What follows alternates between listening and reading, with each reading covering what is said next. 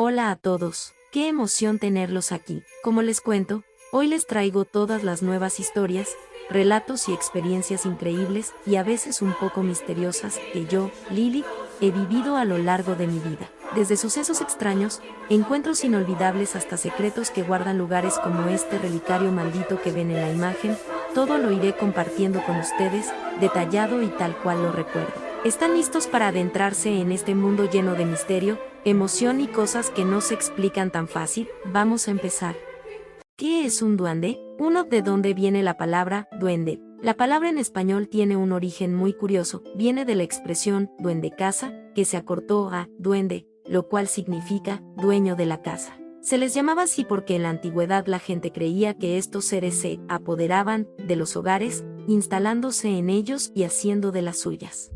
¿Cómo son físicamente? Aunque las descripciones varían según la región, en la cultura popular se les suele describir como seres de muy baja estatura, generalmente no miden más de 1 metro. Aspecto humanoide, a menudo con orejas puntiagudas. Suelen vestir ropas de colores tierra o verde, a veces con gorros llamativos. Tienen una agilidad asombrosa y la capacidad de hacerse invisibles o esconderse muy rápido.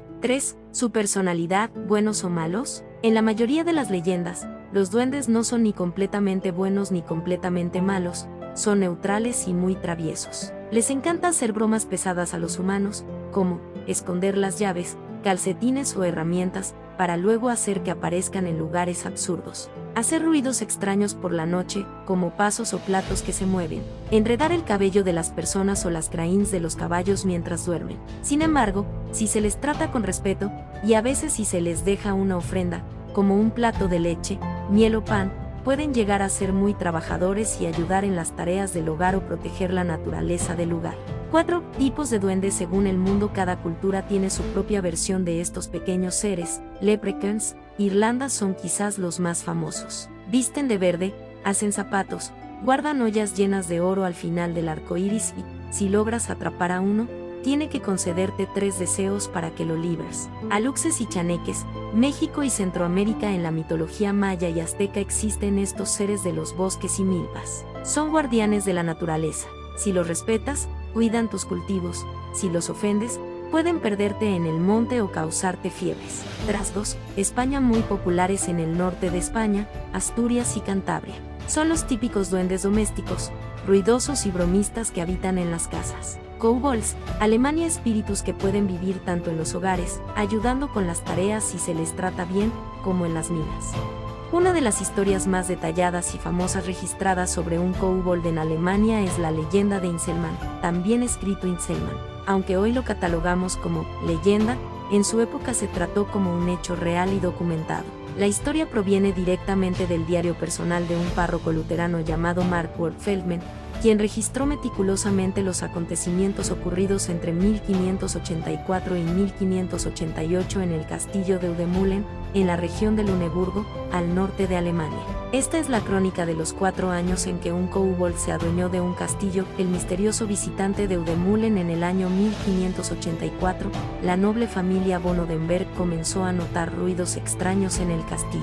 Pronto, una voz suave, similar a la de un niño pequeño, empezó a hablarles desde las paredes y los rincones oscuros. El ser se presentó a sí mismo como Inselman. Explicó que venía de las montañas de Bohemia, que era un kobold y que quería vivir con ellos. A cambio de su estancia, prometió traerles gran fortuna y ayudar con los quehaceres. Al principio, el señor del castillo, aterrado por tener un espíritu en casa, contrató a exorcistas y clérigos para expulsarlo, pero fue inútil. Inselman se burlaba de los rezos, arrojaba agua a los sacerdotes y escondía sus crucifijos. Al ver que no podían echarlo, la familia decidió aceptar su presencia y adaptarse a sus extrañas reglas. Las costumbres de Inselman. Inselman se convirtió en un miembro más del hogar, aunque bajo sus propias condiciones. Su habitación exigió que le amueblaran un cuarto exclusivo en el piso superior. Él mismo tejió de forma perfecta un sillón utilizando paja de distintos colores. También pidió una pequeña mesa y una cama. Curiosamente, la cama nunca lucía deshecha, solo se apreciaba una ligera hendidura en el centro, como si un gato se hubiera acostado allí. Su comida, cada noche, el Quesinaro del castillo debía dejarle un plato con leche dulce y migas de pan de trigo sobre su mesa.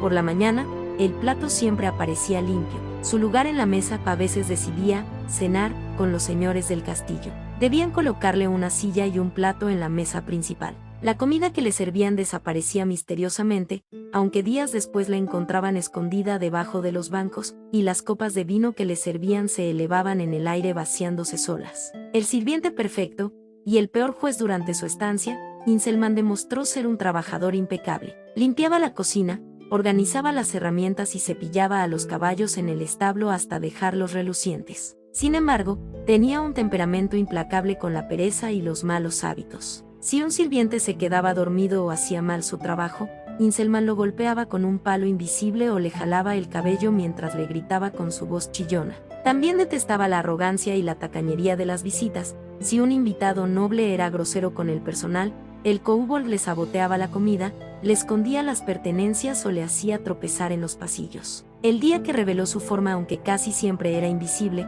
en raras ocasiones adoptaba la forma de un animal, como una marta negra o una comadreja. En una ocasión, la cocinera del castillo, intrigada por ver el aspecto real de quien le exigía la cena todas las noches, le suplicó que se dejara ver. Inselman se negó varias veces, advirtiéndole que se asustaría, pero ante la insistencia, accedió bajo una condición: ella debía llevar una cubeta de agua fría al sótano. Cuando la mujer bajó, vio la figura de un niño pequeño, de unos 4 años, completamente pálido y con 2 profundas heridas en el cuerpo, flotando sobre una mesa. El aspecto era tan frío y fantasmal que la cocinera se desmayó del impacto. Cuando despertó, el ser había desaparecido y solo se escuchaba la risa de Inselman en la distancia. La partida en 1588, tras 4 años de convivencia, Inselman anunció de pronto que debía marcharse. Antes de irse, le entregó a la familia von Odenberg 3 regalos proféticos: un pequeño crucifijo, un sombrero de paja tejido por él y un guante adornado con perlas. Les prometió que mientras conservaran esos objetos, la familia prosperaría, pero que si los perdían, su linaje decaería. El kobold se marchó tal como llegó, dejando el castillo en un absoluto silencio. El diario del párroco Feldman terminó convirtiéndose en una de las pruebas documentales más famosas de la mitología alemana, siendo rescatado siglos después por los famosos hermanos Grimm, quienes incluyeron la historia de Inselman en sus antologías de leyendas tradicionales. La ola de avistamientos de leprechauns en 1908 en el condado de Westmeath, Irlanda. A diferencia de las leyendas medievales, este suceso fue tan real y causó tanto revuelo que los periódicos serios de la época lo documentaron en sus páginas, generando intensos debates entre científicos, policías y lugareños. Esta es la crónica de lo que ocurrió en la primavera de ese año: la aparición en el camino de Kilaf. Todo comenzó a mediados de abril de 1908 en el distrito de Delvin, una zona rural del norte de Westmeath. Un grupo de niños que regresaba de la escuela por un camino rural que conecta las localidades de Killucan y Delvin, cerca de un área llamada Kilaf, se detuvo en seco al ver algo entre los matorrales. Frente a ellos había una criatura de proporciones diminutas, de no más de 60 centímetros de altura, que lucía exactamente como la descripción tradicional del folclore local: un hombrecito de aspecto antiguo y, un detalle crucial, vestido con una pequeña chaqueta de color rojo brillante. En el folclore irlandés original, antes de la influencia moderna, los leprechauns vestían de rojo, no de verde. Los niños corrieron a contarle a sus familias, pero al principio nadie les creyó. Sin embargo, en los días siguientes, los avistamientos se multiplicaron. El misterioso efecto óptico, lo que hizo que este caso fuera sumamente extraño y desconcertara a los adultos, fue una regla muy peculiar que los testigos comenzaron a notar y que quedó registrada en el periódico The Irish Times el 20 de abril de 1908. Tan pronto como uno de los niños de la escuela llamaba la atención de un compañero hacia la criatura, el informante dejaba de verla en ese mismo instante, mientras que el compañero señalado podía observarla con total claridad. Era como si el ser jugara con la percepción de las personas, permitiendo que solo una mirada a la vez se posara sobre él. Si intentaban rodearlo o mirarlo en grupo, la criatura parecía saltar de la vista de uno a otro, lo que generaba momentos de gran confusión y gritos entre los testigos. ¿Un duende o un mono prófugo? La noticia se esparció tan rápido que decenas de curiosos y escépticos de pueblos vecinos viajaron a Westmeath para intentar capturar al leprechaun o desmentir el mito. La histeria colectiva obligó a buscar explicaciones lógicas. La teoría más compartida por las personas escépticas y las autoridades locales fue que el misterioso ser era en realidad un mono que se había escapado de un organillero viajero o de un circo que había pasado por la zona semanas atrás. Según esta explicación, el mono, hambriento y buscando refugio, se escondía en los arbustos y vestía algún chaleco rojo desgastado, típico de los animales de espectáculo de la época. Sin embargo, los lugareños más tradicionales rechazaron por completo la teoría del mono. Aseguraban que la criatura tenía un rostro perfectamente humano, expresión astuta y que se movía con una ligereza imposible para un animal común. Además, nadie reclamó jamás la pérdida de ninguna mascota exótica en toda la región. El legado de 1908 al cabo de unas semanas, los avistamientos cesaron por completo y el Leprechaun de Westmeath desapareció en la espesura de los bosques irlandeses, dejando tras de sí un misterio sin resolver.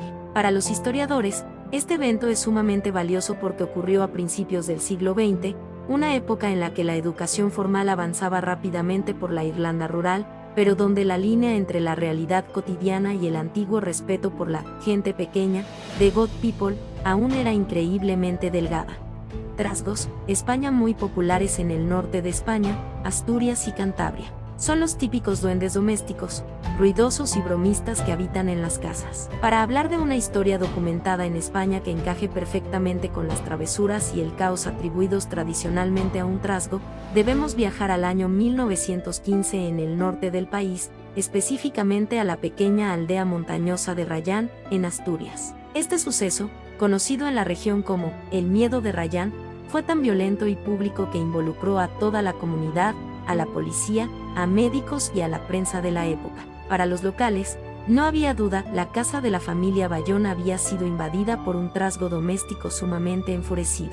El detonante, la cuna que se mecía sola la familia Bayón era humilde.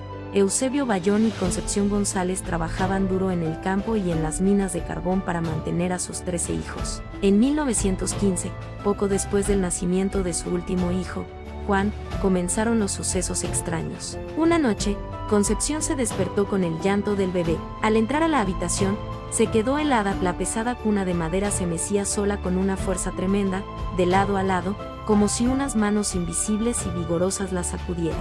Asustado por los gritos de su esposa, Eusebio acudió corriendo. Intentó detener la cuna con sus propias manos, pero la fuerza era tal que el mueble seguía moviéndose, arrastrándolo por el suelo. Al día siguiente, un vecino de gran fuerza física, Juan Alonso, se ofreció a pasar la noche para sujetar la cuna si volvía a ocurrir. En la madrugada, la cuna comenzó a agitarse de nuevo. Alonso se lanzó sobre ella para frenarla con todo su peso, pero una fuerza invisible lo levantó en el aire y lo arrojó violentamente contra la pared. El caos en la cocina. A partir de esa noche, el supuesto trasgo abandonó la habitación del bebé y se adueñó de toda la casa, concentrándose en la cocina, el lugar favorito de estos duendes en el folclore asturiano. Los fenómenos se volvieron increíblemente ruidosos y destructivos. La vajilla voladora, los platos, vasos y sartenes salían disparados de las celesines y flotaban por el aire antes de estrellarse contra las paredes. Lo más extraño es que algunos platos daban giros imposibles en el aire, esquivando a las personas antes de romperse.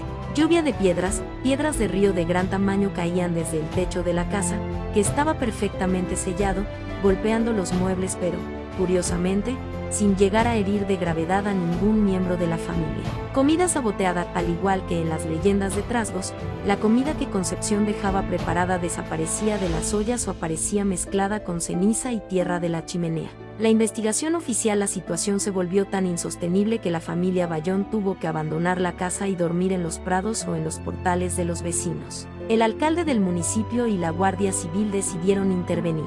Varios agentes se apostaron dentro de la casa vacía para atrapar a posibles bromistas o saboteadores. Mientras los guardias vigilaban el salón con los fusiles cargados, los muebles comenzaron a arrastrarse solos frente a sus ojos y una lluvia de piedras comenzó a caer sobre sus cabezas desde un techo completamente liso y cerrado. Los oficiales, aterrorizados, salieron huyendo de la vivienda y redactaron un informe oficial donde declaraban que los hechos escapaban a la lógica humana. Se llegó a especular que la culpable era una de las hijas medianas de la familia, sugiriendo que provocaba los ruidos mediante trucos, un clásico argumento de la época ante fenómenos de tipo poltergeist, pero los médicos de la zona que la examinaron descartaron que una niña pudiera tener la fuerza física para mover armarios pesados o lanzar objetos con tanta violencia desde habitaciones donde ni siquiera estaba presente. El fin del tormento. Después de varios meses de caos diario que alteraron la paz de toda la comarca de Rayán, los fenómenos comenzaron a perder fuerza de manera gradual hasta desaparecer por completo a finales de ese año.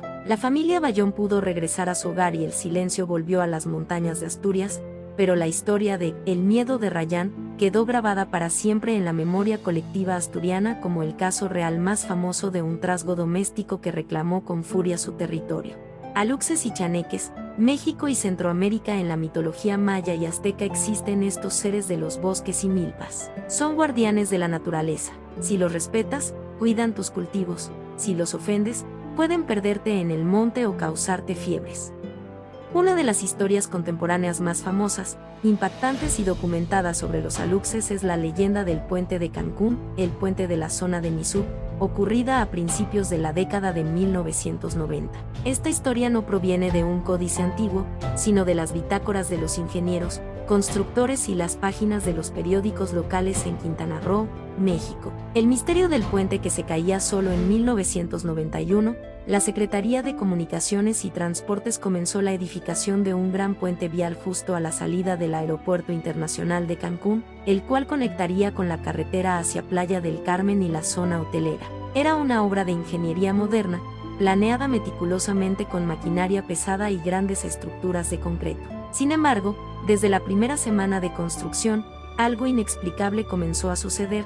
El colapso nocturno. Los ingenieros y albañiles trabajaban arduamente durante todo el día levantando los cimientos y colando el concreto, pero cuando regresaban a la mañana siguiente, encontraban toda la estructura completamente derrumbada, como si hubiera sido demolida a mano.